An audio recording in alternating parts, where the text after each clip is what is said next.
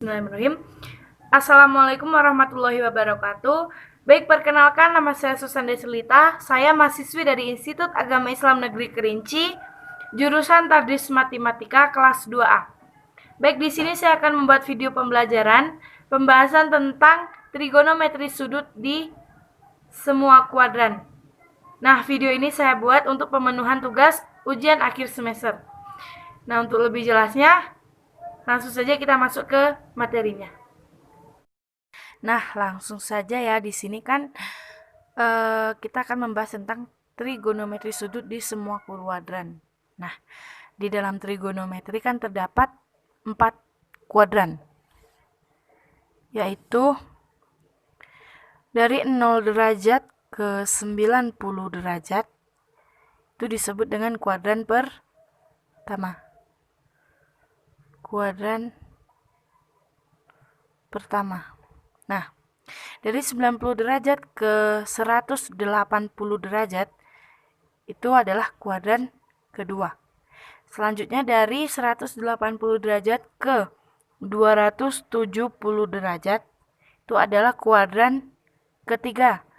Nah, dari 270 derajat ke 360 derajat itu adalah kuadran keempat. Nah, bagaimana cara menentukan nilai-nilai sudutnya di dalam tiap-tiap kuadrannya? Di kuadran pertama, semua sudut adalah positif. Semua sudut. Baik itu sin, cos, atau tangennya. Nah, di kuadran kedua, sudut yang bernilai positif hanya sin. Selebihnya negatif.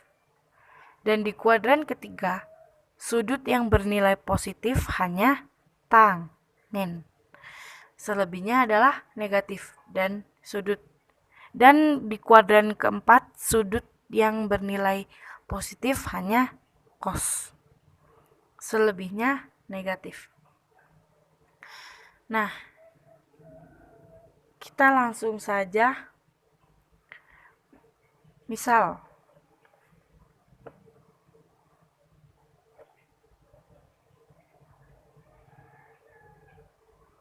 sin 90 ditambah X sama dengan. Nah, di sini dengan catatan 0 lebih kecil dari X lebih kecil dari 90.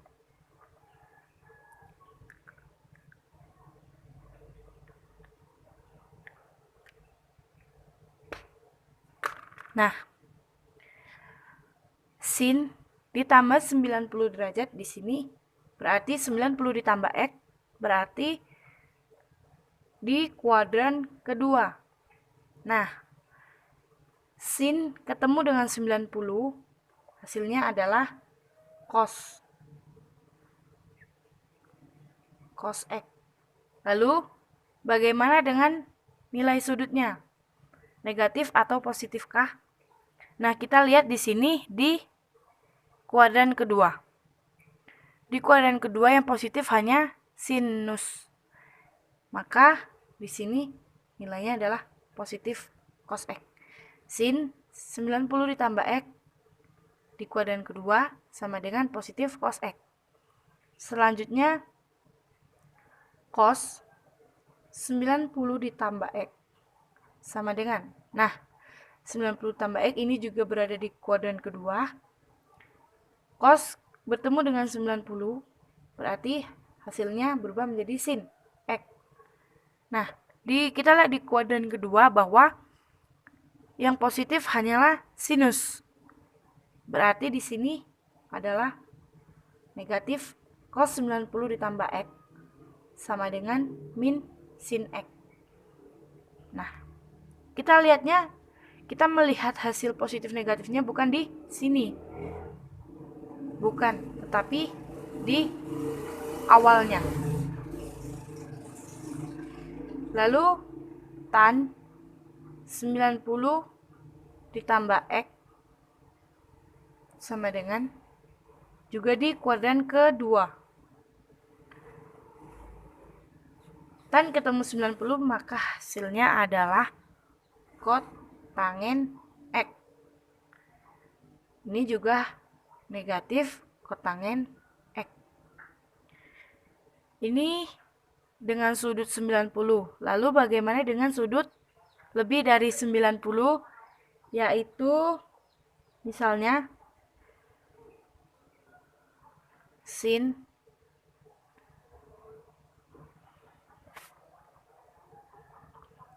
180 ditambah X sama dengan. Nah, jika sin ketemu 180, jika sin bertemu dengan 90 sama dengan negatif, berarti sin bertemu dengan 180 tetap jika sin bertemu dengan 90 hasilnya berubah menjadi cos. Nah, di sini berarti sin bertemu dengan 180 hasilnya tetap sin. Nah, lalu kita lihat 180 ditambah X. 180 tambah X berarti lebih dari 180 berada di kuadran ketiga. Nah, kita lihat di kuadran ketiga yang bernilai positif hanya tang.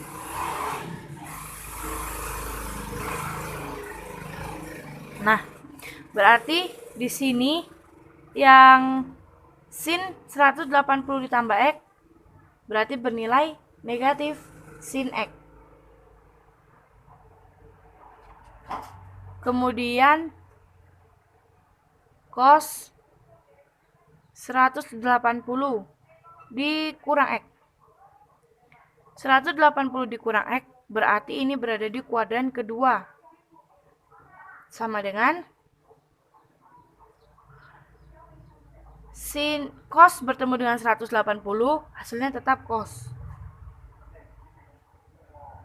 Dengan nilainya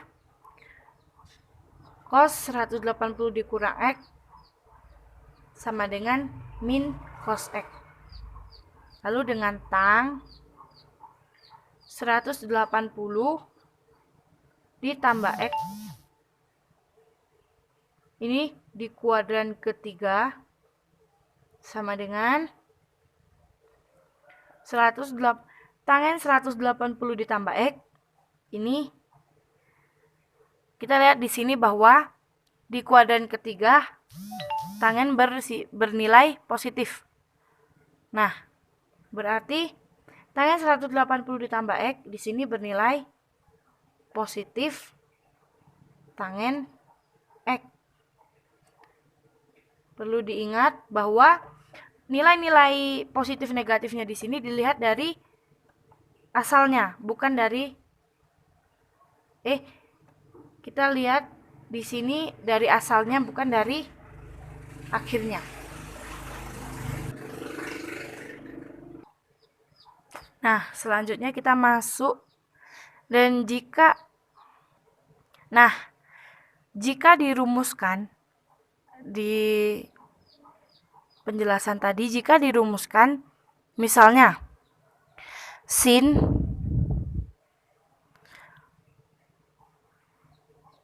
n kali 90 ditambah X, ini bisa berubah sin di sini bisa berubah menjadi cos atau tetap bernilai sin, dengan catatan jika dia berubah menjadi cos, sin berubah menjadi cos, ini tergantung nilai n-nya. Nilai n-nya bernilai ganjil atau genap. Contohnya misalnya sin 1 kan ganjil. 1 dikali 90 berarti sin berubah menjadi cos. Sin 90 ditambah X, sin bertemu dengan 90 berarti sin berubah menjadi cos. Jika sin tetap sin, ini berarti jika nilai n di sini bernilai genap. Misalnya 2. Sin n kali 90 sama dengan 180, berarti sin 180 ditambah X, berarti hasilnya sin bertemu dengan 180, sin tetap bernilai sin. Nah, di sini catatan berarti sin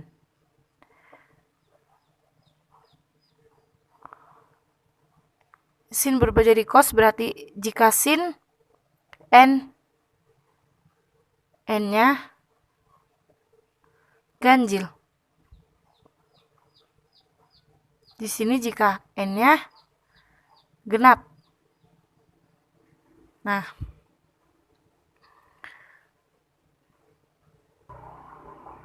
Nah, di cos n dikali 90 ditambah X, ini juga berlaku seperti rumus di atas. Apabila cos bertemu dengan n yang bernilai ganjil, maka cos berubah menjadi sin. Dan jika n bernilai genap, juga cos berubah menjadi cos tetap menjadi cos. Nah, selanjutnya tangen. Tangen juga sama. Apabila n dikali 90 tambah X bisa berubah menjadi kotangen atau tetap bernilai tangen apabila n bernilai negatif, tetap apabila tangen bernilai negatif, tan berubah menjadi kotangen. Apabila tangen bernilai positif, tangen tetap tangen. Nah, kita masuk ke contoh soal. Misalnya, di sini adalah dicari sin 90.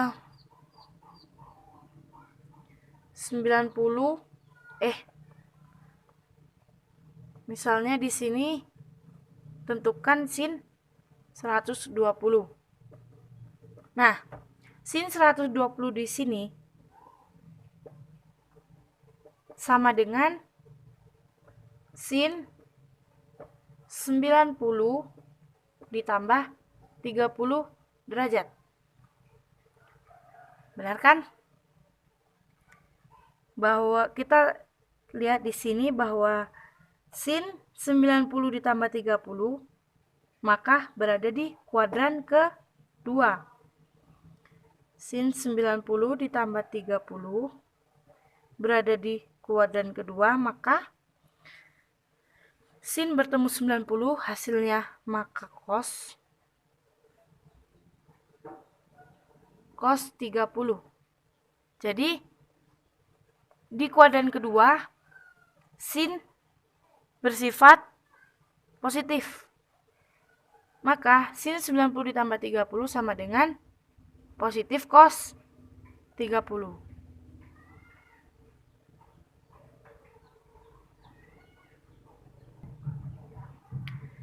Kemudian contoh yang kedua yaitu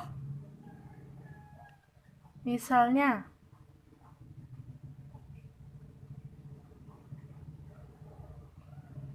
cos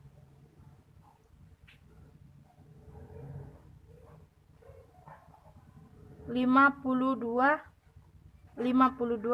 derajat. Berarti di sini sama dengan sin 90 derajat dikurang 38 derajat. Nah, di sini hasilnya adalah sin 30 derajat. Nah, bisa dimengerti?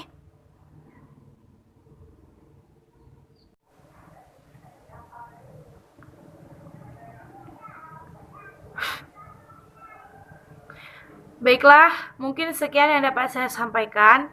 Kurang dan lebihnya saya mohon maaf yang sebesar-besarnya. Jika ada kelebihan di situ datanya dari Allah, dan jika ada kekurangan di situ datanya dari saya sendiri. Dan terima kasih atas perhatiannya. Billahi taufik wal hidayah. Wassalamualaikum warahmatullahi wabarakatuh.